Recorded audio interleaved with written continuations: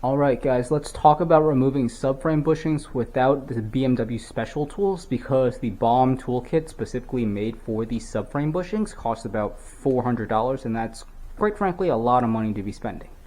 So I got the front two, and we're going to tackle the rear two in the second part of the video.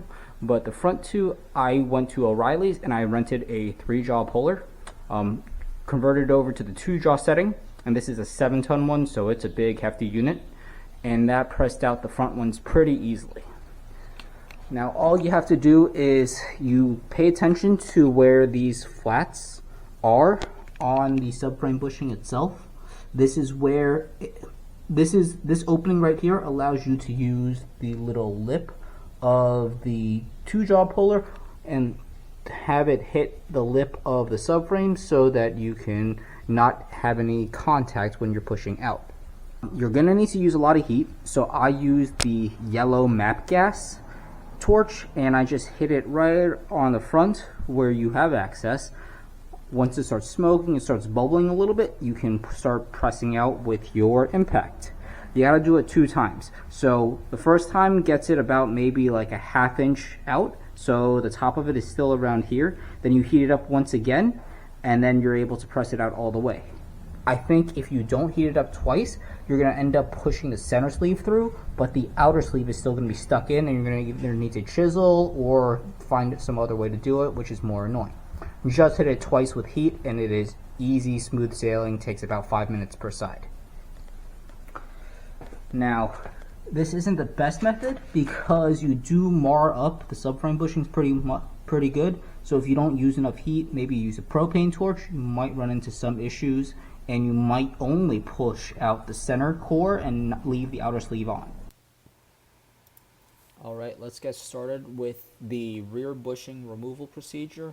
I have the wheel bearing press kit all set up, and I'm just heating up the subframe so the bushing gets nice and smoky, so it's ready to be driven out.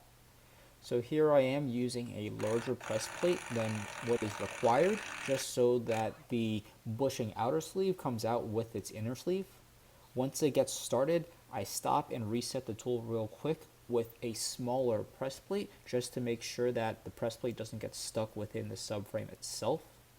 Again, this is sped up 5 times speed, but it only takes a couple seconds to really do.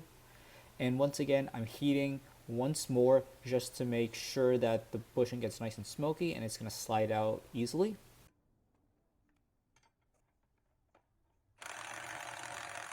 And there you have it. I'm driving it out and it's going to come out all the way, and this is going to be the easiest bushing removal job you'll ever need to do.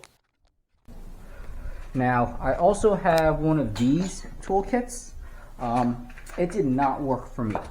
So this is the rear subframe bush kit, which really works for the differential bushings, the 2 small ones on the front, and the rear trailing arm bushings, the spherical or the lower one that you can convert over to a spherical. This kit works great for that.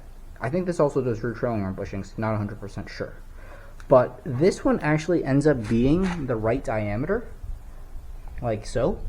But there's no sleeve to receive it in, so it doesn't work that well.